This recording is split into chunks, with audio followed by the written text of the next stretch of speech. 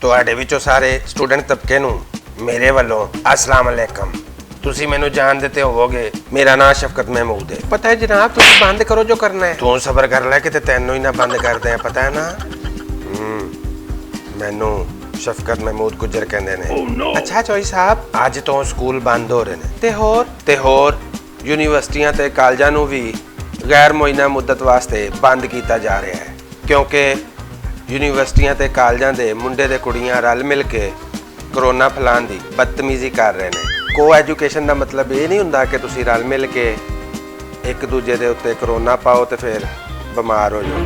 ਹਕੂਮਤ ਇਹ ਹਰਕਤਾਂ ਬਰਦਾਸ਼ਤ ਬਿਲਕੁਲ ਨਹੀਂ ਕਰੇਗੀ। ਮੈਂ ਤੇ ਇਮਰਾਨ ਖਾਨ ਨੂੰ ਪਹਿਲੇ ਹੀ ਆਖਿਆ ਸੀ ਕਿ ਇਹਨਾਂ ਨੇ ਪੜ੍ਹਨਾ ਪੁੜਨਾ ਕੋਈ ਨਹੀਂ, ਇਹ ਸਿਰਫ ਆਪਣੇ ਮਾਪਿਓ ਦੇ ਪੈਸੇ ਜ਼ਾਇਆ ਕਰਨ ਨਿਕਾਲੇ ਜਾਂਦੇ ਨੇ। ਐਸੇ ਵਾਸਤੇ ਹਕੂਮਤ ਸੋਚ ਰਹੀ ਹੈ ਕਿ ਆਨਲਾਈਨ ਤਾਲੀਮ ਦੇ ਉੱਤੇ ਜ਼ਿਆਦਾ ਜ਼ੋਰ ਦਿੱਤਾ ਜਾਵੇ। ਬਹਰਹਾਲ ਉਹ ਇਹ ਕੀ ਕਹਿ ਰਹੇ ਹੋ ਜਨਾਬ? ਮੇਰਾ ਮਤਲਬ ਸੀ ਕਿ ਉਹ ਕੀ ਮਤਲਬ ਹੈ ਜਨਾਬ ਤੁਹਾਡਾ? ਤੁਸੀਂ ਕਾਲਜ ਕਿਆਮਤ ਤੱਕ ਬੰਦ ਕਰ ਰਹੇ ਹੋ? ਮੇਰਾ ਖਿਆਲ ਹੈ ਤੁਸੀਂ ਮੇਰੀ ਗੱਲ ਸਮਝੇ ਨਹੀਂ। ਮੇਰਾ ਮਤਲਬ ਇਹ ਸੀ ਕਿ ਬੰਦਾ ਕਰੋਨੇ ਦੇ ਵਿੱਚ ਮਜ਼ਾਕ ਵੀ ਨਾ ਕਰੇ।